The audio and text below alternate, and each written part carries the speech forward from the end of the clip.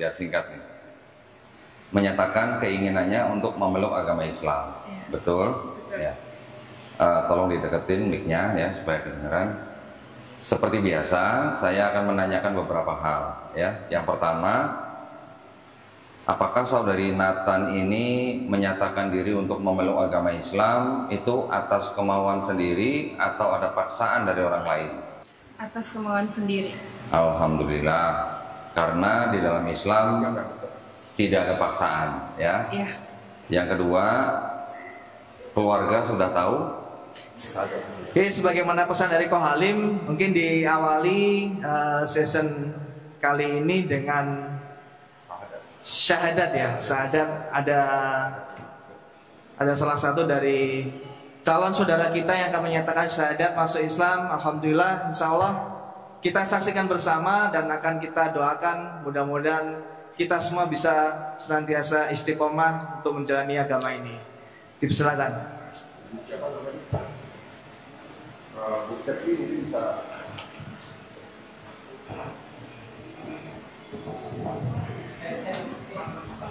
Di sini ya, di sini. Soalnya nggak ada bingkisan yang buat malam ya. Bawa ya. Silakan ya.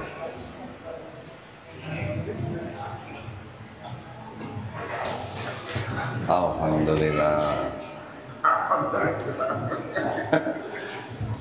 Bismillahirrahmanirrahim. Assalamualaikum warahmatullahi wabarakatuh. Alhamdulillahirrabbilalamin. Wassalatu wassalamu ala rasulillah. Senang sekali saya dan Bapak Ibu semua yang ada di sini. Kita sekarang sedang berada di Masjid Al-Uquwah ya, betul ya? Alhamdulillah, di depan saya sekarang ada saudari Pia Nathan, betul? Gabriel Natania Cesia Putri. Waduh, panjang bener ya? Iya. Panggilannya Nathan aja betul ya? Ya, saya taunya Nathan aja udah. Alhamdulillah ya, Bapak Ibu, ini saudari Nathan ini ternyata seorang dokter. Waduh, dokter spesialis paru ya betul ya? Iya. Wah, lulusan Beijing. Wah, lulusan Beijing ini. Bisa Mandarin nggak? Benar, coba tes. Lihat. Ayo. Oh, gitu kan? Gua cuma bisa itu. Wah, kalau gitu apa syaratnya harus pakai bahasa Mandarin? Jangan ya. Baik, alhamdulillah senang sekali ya di depan kita sekarang ada saudari Nathan aja biar singkat nih. Menyatakan keinginannya untuk memeluk agama Islam. Betul? Ya. Tolong dideketin mic-nya ya supaya kedengaran. Seperti biasa, saya akan menanyakan beberapa hal ya. Yang pertama, apakah saudari Nathan ini menyatakan diri untuk memeluk agama Islam itu atas kemauan sendiri atau ada paksaan dari orang lain? Atas kemauan sendiri. Alhamdulillah, karena di dalam Islam tidak ada paksaan ya. Iya. Yang kedua, keluarga sudah tahu? Sudah. Tidak ada masalah ya? Insya Allah. Wah, sudah bisa insya Allah masalah. Belajar gimana ini? Alhamdulillah. Waduh ya, alhamdulillah. Jadi gini, kenapa saya tanya tentang keluarga? Bukan berarti orang mau masuk Islam itu minta izin keluarga, bukan. Tetapi seseorang yang mau beriman itu hanya butuh izin dari Allah SWT. Ya, masalah keluarga itu hanya masalah duniawi, yang mana kalau ada masalah nanti bisa kita bantu. Ya. Yang ketiga, di dalam Islam ada syariat-syariat. Setelah bersyahadat nanti ada sholat, ada zakat, ada puasa, ada naik haji jika mampu. Ya, apakah saudari Nathan berjanji untuk berusaha sebaik-baiknya melaksanakan syariat-syariat tersebut? Mau. Alhamdulillah. Jadi semua sudah dijawab ya dengan baik ya. Tidak ada yang menghalangi lagi saudari Nathan untuk mengucapkan 2 kalimat syahadat. Ya. Sekarang ikuti kata-kata yang akan saya ucapkan dalam bahasa Arab. Nanti kita lanjutkan dengan terjemahan bahasa Indonesia. Ya. Tangan kanannya tolong telunjuk kanan diangkat ke atas sebagai simbol tauhid. Ya. Mic-nya tolong lebih didekatkan lagi. Bismillahirrahmanirrahim. Asyhadu alla ilaha illallah wa asyhadu wa asyhadu anna anna Muhammadan Rasulullah.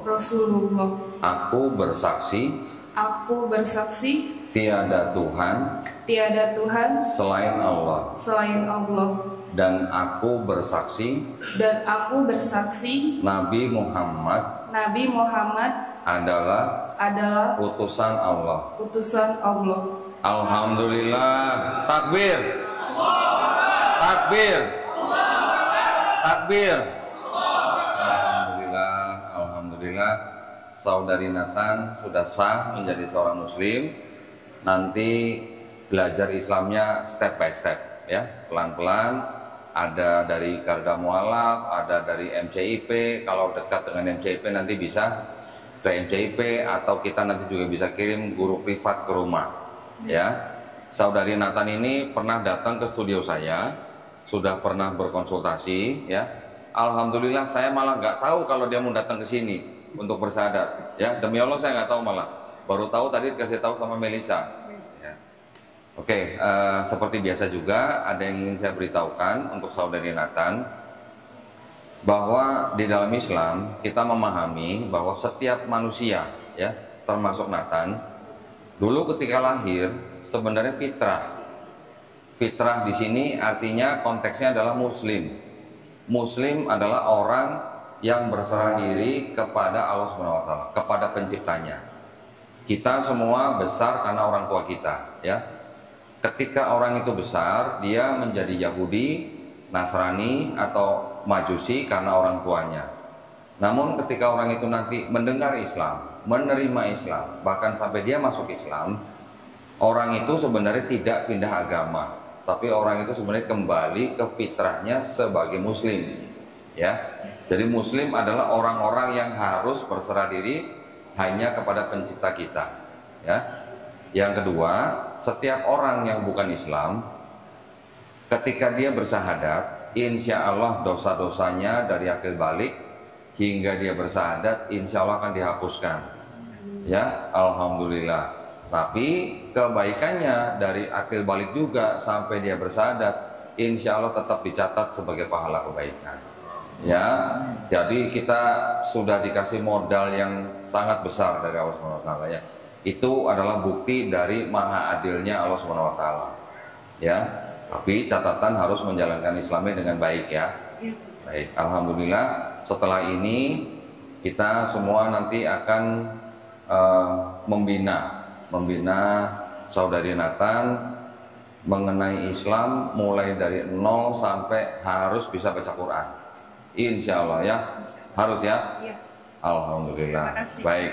Nah sekarang karena saudari Nathan ini dosanya 0, nah, dosa kita lebih banyak nih dari Nathan sekarang nih ya. Kita minta tolong sama Nathan. Nah, ya, minta tolong doain kita semua di sini.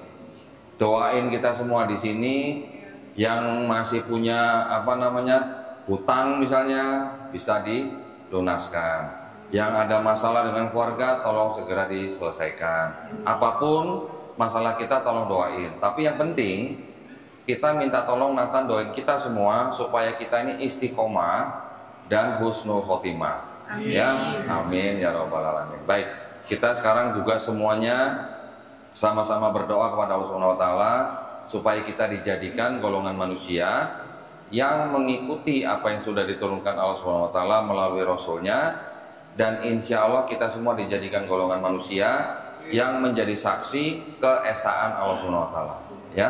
Barakallahu fikum. Semoga saudari Nathan bisa menjalankan Islam dengan baik. Amin. Ya, insya Allah ini tanggung jawab kita semua supaya Nathan bisa menjalankan Islam dengan baik ya. Barakallahu fikum. Nanti tolong tetap berkomunikasi dengan kami ya, dengan saya dan Ko Halim supaya bisa menjalankan program pembinaan mualaf ya. Baik. Sebelumnya lagi ini kami juga mohon maaf karena beritanya mendadak, jadi saya nggak bawa apa-apa. Tidak apa-apa. Nah, jadi saya nggak bawa paket mualaf nih. Biasanya kalau ada yang masuk Islam, saya kasih paket. Saya kasih contekan biasanya, ya. Contekannya apa? Sajadah yang ada bacaannya. Sudah ya? Sudah. Oke, Alhamdulillah. Saya cuma bisa kasih ini. Ini ada sejumlah uang. Tolong jangan dilihat jumlahnya. Nanti mau diapakan saja silakan, mau disodakokan lagi silakan. Tapi ini adalah kewajiban kami untuk memberikan kepada orang-orang yang baru masuk Islam. Uang zakat ini memang diperuntukkan salah satunya untuk orang yang baru masuk Islam. Orang itu mau kaya, mau miskin, tolong diterima dengan baik. Jangan dilihat jumlahnya, tidak sampai 2 miliar, tenang aja ya. Saya terima ya, Po. Terima Ya. kasih banyak. Barakallahu fikum ya, semoga bermanfaat. Mau disodakokan lagi juga silakan. Ya, itu saja. Terima kasih banyak atas perhatiannya, Bapak Ibu yang dimuliakan Allah Subhanahu wa taala sini. Kita lanjutkan dengan acara kita ya. Silakan kembali ke tempat ya. Alhamdulillah. Selamat ya. Silakan.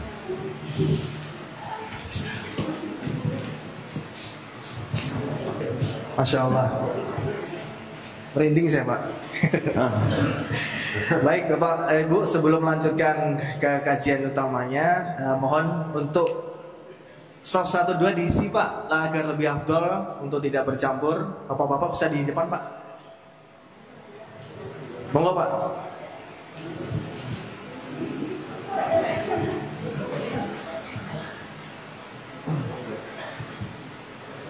Baik, terima kasih. Walim. Nah, silakan. Bismillahirrahmanirrahim. Assalamualaikum warahmatullahi wabarakatuh. Waalaikumsalam. Pertama-tama mari kita panjatkan puji syukur atas kehadirat Allah Subhanahu wa taala yang selalu melimpahkan rezeki dan rahmat kepada kita semua, sehingga kita semua bisa berkumpul di sini dalam acara ibadah belajar tauhid menjelang bulan suci Ramadan yang sebentar lagi akan tiba. Tidak lupa sholawat serta salam senantiasa kita curahkan kepada junjungan kita Nabi Muhammad Sallallahu Alaihi Wasallam yang telah membawa kita dari zaman kegelapan menuju zaman yang terang. Kami mengucapkan ahlan wasalan, selamat datang dan terima kasih kepada para mualaf, jamaah muslim muslimah serta khususnya kepada pembicara utama Ustadz Lutfi SPDI dan Kodonditan. Ucapan yang sama juga kami tujukan kepada Yayasan Baitul Maqdis, kemudian Dewan Makmur Masjid Al-Uqwa Bukit Rosela, Citra Indah Siti Jonggol, Yayasan Ngaji Cerdas, Yayasan Badan Wakaf Quran, Yayasan Garda Mualaf Indonesia, dan terakhir adalah untuk saya sendiri, Yayasan Mualaf Center Indonesia Peduli Bogor Timur. Tanpa berpanjang lebar lagi, kita sambil menghemat waktu juga bahwa hari ini kita berkumpul di sini dengan satu tujuan, kembali lagi ke apa yang disampaikan oleh Ustadz Lutfi. Kita kuatkan niat, kita satukan niat untuk kita belajar dalam ibadah tauhid, terutama untuk mualaf. Setelah penjelasan dari Kodondi nanti, maka kita supaya interaktif, kita akan langsung ke sesi tanya jawab. Nah, sehingga ini lebih interaktif, lebih terfokus dengan pokok utama yang mau kita sampaikan. Saya rasa begitu saja Pak Doni. Waktu dan tempat kami sediakan Pak. Ya. Bismillahirrahmanirrahim. Assalamualaikum warahmatullahi wabarakatuh.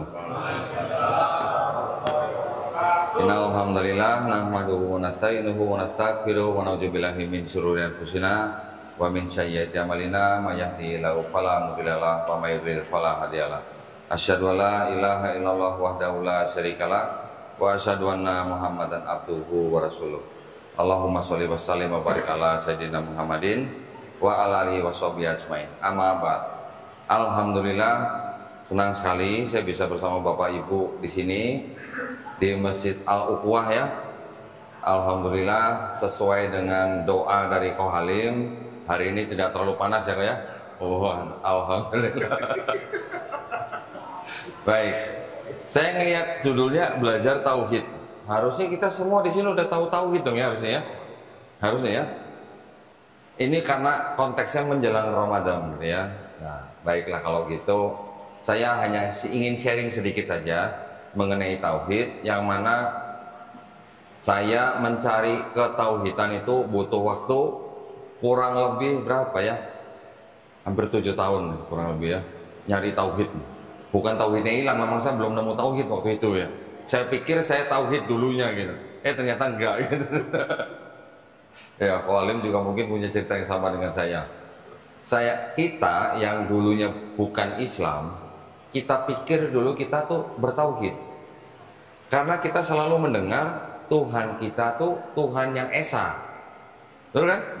Di kitab suci kita yang dulu, yang saya bawa-bawa nih, ini juga ada tulisannya. Shema Israel, Adonai Eloheinu, Adonai Ehad. Ehad, ya. Ehad itu bahasa Ibrani. Artinya, dengarlah hai bangsa Israel, Tuhan Allah kita, Tuhan itu esa. Ternyata setelah kita kenal Quran, di Quran ada Qul huwallahu ahad. Ternyata sama, ya. Dulu kita pikir kita sebelum masuk Islam kita bertauhid. Ternyata itu adalah tauhidnya orang Yahudi, ya. Tauhidnya bangsa atau Bani Israel. Tetapi ketika masuk kita mempelajari tentang ketuhanan di dalam agama kita yang dulu, saya dan Ko Halim nih dari kalangan Kristen, ternyata ketauhidan itu telah dicampur dengan ajaran-ajaran manusia, ajaran-ajaran pemikiran-pemikiran manusia. Apa itu? Ada yang namanya Helenisme dari Yunani, ada yang namanya paganisme dari Romawi, ada yang namanya filosofi, Platonisme. Semuanya itu dicampur dengan ketauhidannya Yahudi sehingga timbullah agama Kristen, ya. Orang Kristen kalau ditanya Tuhannya berapa, tetap mereka bilang satu. Tuhannya Esa nggak? Esa. Mau diingkat, jungkir balik, mau dikelitikin, tetap mereka bilang Tuhannya Esa. Tapi, nah, mereka tuh bilangnya Tuhan mereka Esa tapi gitu. Jadi Esa tapi gitu, ada tapinya gitu lah. Tapinya apa? Tapinya bisa bermanifestasi dalam 3 pribadi, yaitu yang disebut dengan Trinitas, gitu ya. Bapak Ibu pasti pernah mendengar tentang Trinitas atau Tritunggal, gitu. Kalau Tritunggal kayaknya mungkin kurang begitu cocok dengan mereka. Kenapa? Nanti kalau ditanya sama orang Jawa, ada tunggalin di, gitu. Kan repot jadi urusannya, gitu. Tunggalin di. Tunggal berarti banyak, gitu. Tapi kalau Trinitas mungkin mereka bisa bilang 3 pribadi tapi 1 hakikat. Itu akidahnya Kristen, ya. Pertanyaannya, ngapain kita sekarang ngomongin agama Kristen? Ngapain kita sekarang ngomongin agama orang lain? Tujuannya apa? Itu yang disebut dengan ilmu kristologi, membedah, ya, mempelajari kekristenan, karena kita memang ingin sebenarnya mengajak saudara-saudara kita yang Kristen ataupun yang lain untuk apa? Bertauhid. Ya. Jadi dakwah kristologi, dakwah yang kami lakukan di Yayasan Garda Mualaf Indonesia melalui perang pemikiran itu dengan ilmu kristologinya. Buat kami, ilmu kristologi itu adalah dakwah tauhid. Dakwah yang mengajak orang untuk bertauhid. Karena kita mempelajari akidah mereka, kita mempelajari kitab mereka, kita mempelajari sejarah mereka, itu semata-mata hanya kita ingin membuktikan bahwa mereka itu belum bertauhid. Nah, tauhid itu sebenarnya yang seperti apa sih sebenarnya? Bapak Ibu pasti sudah tahu lah ya, yang namanya tauhid mengesahkan Allah Subhanahu wa taala sebagai pencipta kita. Kita sendiri dulu sebelum lahir, jiwa dan roh kita sudah berikrar, sudah bertauhid roh kita, karena roh berasal dari Allah Subhanahu wa taala. Tetapi ketika kita sudah lahir jadi manusia, kita sudah dibuat lupa. Kalau Bapak Ibu yang lahir di keluarga muslim, alhamdulillah, Bapak Ibu tumbuh besar dengan tetap bertauhid. Tapi kita-kita nih yang disebut dengan mualaf, saya sebenarnya keberatan kalau disebut mualaf ya. Jangan mualaf terus ya. Mantan kafir aja gitu ya. Muslim gitu. Mualaf terus gitu. Mualaf itu mungkin hanya 2-3 tahun lah ya, 2-3 tahun. Itu pun hanya untuk membina ya. Jadi sebenarnya semua manusia dulu sebelum lahir sudah berikrar, sudah bersyahadat. Ketika jadi manusia, kalau dia lahir di keluarga muslim, alhamdulillah dia bisa terus menjaga ketauhidannya. Tapi kalau lahir di keluarga yang bukan Islam, Kristen dan sebagainya, dia melalui perjalanan sebagai seorang kafir. Makanya tadi saya bilang kepada saudari Nathan, Ketika orang yang bukan Islam dia memeluk Islam, orang itu sebenarnya kembali ke fitrahnya manusia. Fitrahnya manusia ya muslim. Muslim ya orang yang bertauhid, orang yang hanya mengesahkan penciptanya. Nah, kadang-kadang kita pun yang sudah muslim, lahir di keluarga muslim, kadang-kadang ketauhidan yang kita pegang ini tidak terlalu erat kita pegangnya nih. Ini yang sering juga kita hadapi nih, ya. Mau contoh nggak? Mau contoh nggak? Mau contoh nggak? Ini contoh gampang aja. Kita tahunya sholat di masjid, ya betul ya. Sebenarnya sholat yang sebenarnya itu di masjid atau bukan paling? Sholat yang sebenarnya pasti di masjid. Terus kalau di luar masjid, kalau sampai kita minta pertolongan kepada orang lain, ya, misalnya nih ya, nauzubillah munjalik nih, sampai ke seorang dukun misalnya. Terus iya kanak budunya itu kemana gitu? Iya kanak budu, wa iya karena sta'innya kemana? Berarti sebenarnya inti daripada sholat kita itu sebenarnya bukan di masjid aja, tapi ketika kita keluar masjid kita harus bisa menjaga yang namanya iya kanak budu, wa iya karena sta'in. Kalau kita bisa menjaga satu kalimat ini saja, ya, yang ada di dalam bacaan Al-Fatihah kita, sebenarnya kalau kita bisa menjaga kalimat ini dan kita melakukan mengamalkannya, itu kita sedang bertauhid. Kenapa? Karena hanya kepada Allah Subhanahu wa taala saja kita minta tolong. Hanya kepada Allah Subhanahu wa taala saja kita menyembah. Kalau kita mulai mentuhankan sesuatu di luar Allah Subhanahu wa taala, tauhid kita sudah tergelincir, sudah lepas dari genggaman kita. Kalau kita sampai minta tolong kepada selain Allah, tauhid kita sudah lepas dari tangan kita. Itu yang saya maksud, Walim ya. Itu yang juga dulu saya cari. Kan wajar kita minta tolong sama orang, betul kan? Ya, manusia itu memang ya saling tolong menolong, diajarkannya begitu. Tetapi ketika kita mempunyai masalah, yang pertama harus kita minta tolong siapa kalau bukan pencipta kita dulu gitu. Namanya aja muslim, ngakunya muslim, tapi berserah dirinya kepada majikannya atau berserah diri kepada saudaranya. Itu yang bisa membuat kita tergelincir gitu ya. Saya lanjutkan lagi bahwa kami di Yayasan Pembina Mu'allafat Tauhid ini dan juga Garda Mu'allafat Indonesia, kami menempuh jalur dakwah yang namanya dakwah kristologi. Ya, kristologi itu memang mempelajari tentang akidah dan iman Kristen, tetapi kita mempelajarinya dengan kacamata Islam. Ya, dalam arti di Islam dan di Kristen itu akan ada satu sosok yang seolah-olah apa dalam tanda kutip diperebutkan lah gitu ya. Diperebutkan dalam arti apa? Kita di Islam mengenal sosok Nabi Isa alaihissalam hanya seorang hamba Allah. Di Kristen mengenal sosok Yesus Kristus atau Isa alaihissalam ini sebagai Tuhan. Kristen menganggap Yesus mempunyai sifat ilahi sehingga mereka menyembah Yesus sebagai pribadi kedua dalam ketuhanan mereka.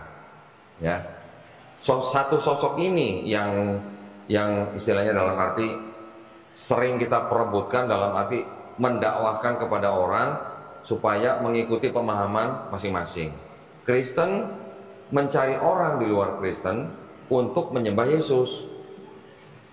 Kita Islam mencari orang di luar Islam juga untuk apa? Untuk menyembah Allah dan menyebarkan bahwa Nabi Isa alaihissalam bukan Allah. Ini yang sering menjadi apa? Titik temu ya.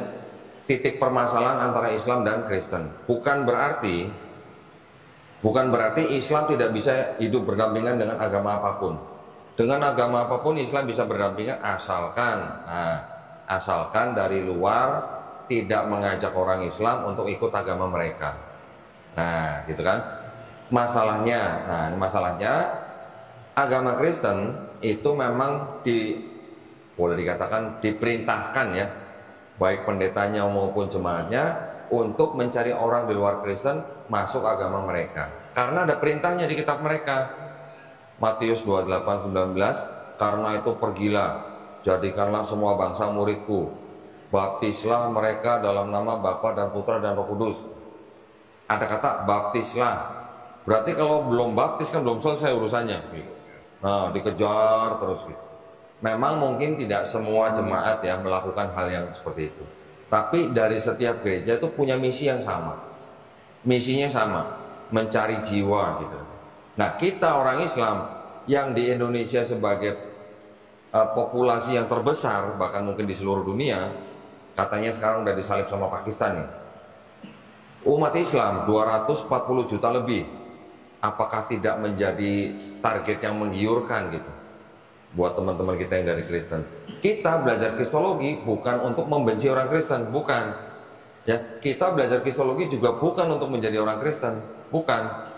Tetapi dengan mengetahui apa isi kitab mereka, bagaimana akidah mereka, bagaimana sejarah terbentuknya agama mereka, ketika kita berhubungan atau bermuamalah dengan orang-orang di luar Islam, khususnya dengan orang-orang Kristen, yang mana kita dijadikan target oleh mereka untuk ikut agama mereka, kalau kita sudah tahu ilmunya Kristologi, mudah kita malah bisa mendakwai mereka. Gitu. Itu yang saya maksud ya. Jadi dakwah Kristologi memang bukan dakwah yang baik, apa istilahnya, yang damai-damai saja. Kadang kita juga bisa mendapatkan perlawanan-perlawanan, tapi perlawanan dalam arti perang pemikiran terus gitu. Itu yang selalu kita hadapi. Karena jangan salah, Bapak Ibu, sekarang zaman medsos. Nah, ya, Bapak Ibu yang sudah punya anak-anak remaja, saya yakin tidak bisa lepas dari medsos. Kecuali kalau anak-anak Bapak Ibu ini dimasukkan ke dalam pesantren, mungkin kita sedikit tenang. Tapi kalau anak-anak kita sekolah di sekolah umum, yang namanya medsos ini kan bisa berguna tapi juga bisa berbahaya. Berbahayanya apa? Siapapun bisa naruh konten di medsos yang tujuannya untuk menarik orang ikut kelompok mereka. Banyak sekali, ya. Ada yang terang-terangan, ada yang tidak terang-terangan. Ada yang bisa dikatakan gini, mereka bisa meniru-niru kebiasaan orang Islam, bahkan bisa meniru-niru pakaian orang Islam. Ada yang begitu. Mereka mengenakan baju yang Islami, tapi yang mereka kabarkan atau yang mereka katakan di dalam konten-konten mereka itu adalah konten-konten yang sebenarnya isinya Kristen, yang mengajak orang-orang yang menonton supaya masuk agama Kristen. Banyak begitu, sudah banyak ya. Kenapa bisa begitu? Karena mereka juga diajari bagaimana mencari jiwa. Salah satu taktiknya adalah mereka harus bisa cerdik seperti ular, tulus seperti merpati. Ko Halim mungkin ingat nih dulu. Dia mengenang nih zaman dulu nih. Betul kan? Cerdik seperti ular, tulus seperti merpati. Dan yang namanya misionaris, itu juga mereka sudah belajar bagaimana mereka bisa diterima di komunitas apapun. Mereka belajar. Ada seorang mantan misionaris bilang sama saya, kita udah diajarin, mau masuk ke daerah mana aja kita pasti diterima. Nah, diterima berbaur. Kalau sudah berbaur, mereka sudah berinteraksi, baru mereka mengeluarkan taktik-taktik mereka yang lain. Ya, itu sudah banyak terjadi dan kita tahu sendiri ya, bahwa populasi Islam secara persentase dari zaman kita merdeka kurang lebih 95%. Sekarang berapa? 86. Sudah naik sedikit Pak. Alhamdulillah 2019 sampai 2023 sekarang sudah 87 Pak. 87, berapa ya? 1 Pak kalau Bapak bilang 86 betul Pak. 5 tahun yang lalu 86,7% Pak. Alhamdulillah. Saya nggak tahu nih ya ada fenomena apa, tetapi Islamnya ternyata naik sedikit Pak. Kristennya dan Katolik, Protestan dan Katolik itu mengalami penurunan. Walaupun jumlah populasinya naik sekian ratus ribu, 700 ribuan Pak, tapi secara persentase mereka turun sedikit, 0,16% kalau nggak salah. Ya, Jadi alhamdulillah ternyata Islam masih bertahan di Indonesia, ya. Dan ternyata orang-orang di luar Islam yang masuk Islam di Indonesia juga cukup banyak. Datanya sekarang kita sedang rekap, ya. Banyak di Indonesia lembaga-lembaga mualaf. Tapi ketika saya bertanya kepada guru saya di MUI, saya tanya, Ustadz, di Indonesia ada berapa orang yang masuk Islam dalam setahun? Nggak ada yang bisa jawab. Nggak ada yang bisa jawab kan? Kenapa? Karena data itu tersebar di lembaga-lembaga mualaf yang ada di Indonesia, termasuk MCIP, termasuk Garda Mualaf, termasuk mungkin Baitul Maqdis, termasuk mungkin yang lain-lain. Ada kira-kira 300 lebih lembaga mualaf di Indonesia, ya. Tapi mereka pegang data masing-masing, nggak setor ke Kementerian Agama, nggak setor ke MUI. Jadi ketika kita mau tahu berapa orang yang masuk Islam di Indonesia selama setahun, nggak ada yang tahu, ya. Alhamdulillah, saya minta kepada MUI, Ustadz tolong fasilitasi kami, bikin tolong dibuatkan asosiasi lembaga mualaf Indonesia. Nah, tujuannya apa? Supaya lembaga-lembaga mualaf ini punya perhimpunan, mereka setiap bulan bisa setor data, yang mana tujuannya kita punya datanya, berapa orang masuk Islam selama setahun, di daerah mana yang banyak masuk Islam, di daerah mana yang butuh pembinaan lebih, di daerah mana yang banyak pemurtatan. Nah, kayak gitu-gitu buat kita pegiat dakwah, tentu saja kita bisa punya rencana untuk membuat misi dan strategi yang lebih baik, gitu kan ya. Alhamdulillah 2 bulan yang lalu sudah terbentuk asosiasinya dengan anggota Yayasan Lembaga Mualaf kurang lebih 30-an, ya. MCIP belum ikut nih, MCIP nih. Nah, harus segera ikut, ya. Supaya apa juga? Supaya ketika misalnya contoh begini, masih ada orang yang memanfaatkan sertifikat mualaf itu untuk kepentingan pribadi. Masih ada, betul? Syahadat di masjid sini, syahadat di masjid sana, syahadat di masjid sana. Itu memang cukup memprihatinkan, ya. Dia hanya mencari, ya tadi seperti uang zakat, atau mencari, atau bahkan ada yang untuk nikah lagi, ada yang menggunakan seperti itu.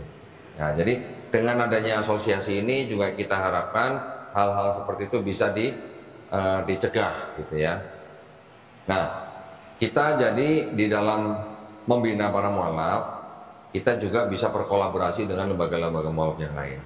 Contoh, nanti misalnya kayak tadi Nathan kalau rumahnya dekat sini, boleh sering-sering main ke MCIP, ikutin kajiannya, gitu ya. Untuk yang rutin boleh dari kami cari nanti guru yang dekat rumahnya, nanti bisa kerjasama, ya. Nah, kembali lagi ke kristologi. Jadi kami di Yayasan Garda Mualaf ini, yang mana kami menempuh jalur perang pemikiran, kami menganggap bahwa dakwah kristologi ini adalah dakwah tauhid. Kami juga percaya bahwa dakwah ini yang dilakukan oleh Nabi Muhammad SAW beserta sahabat-sahabatnya ketika mereka masih berinteraksi dengan orang-orang Yahudi atau orang-orang Nasrani pada saat itu, ya. Jadi buat kami, kalau kristologi itu kan bidang ilmunya, kalau kristolog itu kan orangnya. Saya bisa disebut kristolog, makanya saya pakai topi begini biar nggak dipanggil ustadz gitu. Yang dipanggil ustadz yang itu aja, ya.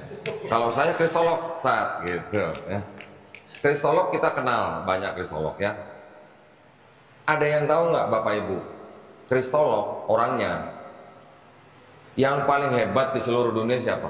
Kira-kira? Boleh angkat tangan yang tahu jawabannya? Siapa kira-kira?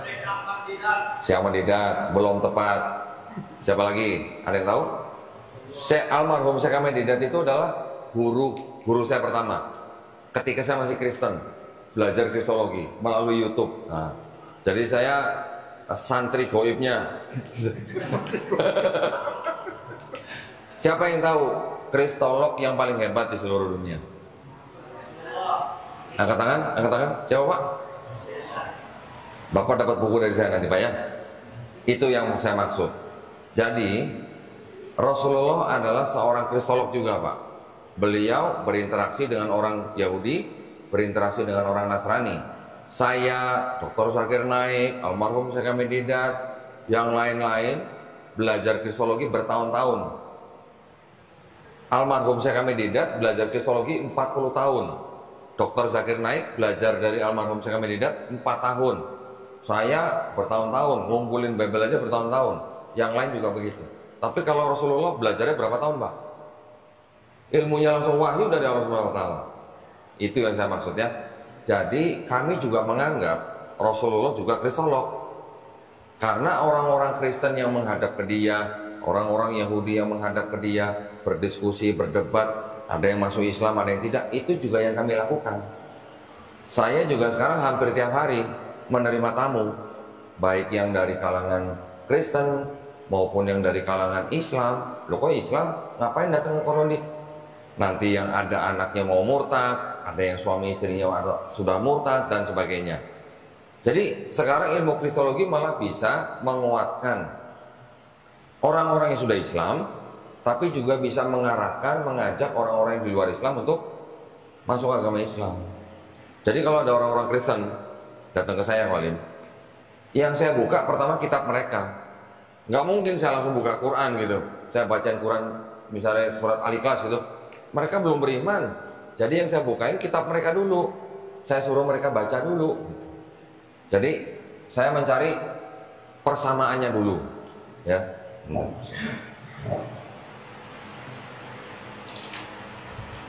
Saya mencari persamaannya dulu antara Quran dan kitab mereka. Ketika mereka melihat ada persamaan antara kitab mereka dengan Quran, otomatis dalam hati gimana rasanya? Ya kan? Berarti ada rasa simpatik. Oh iya, ternyata dalam kitab saya ada juga yang sama dengan Quran. Setelah itu baru saya tunjukkan apa kesalahannya dalam kitab mereka.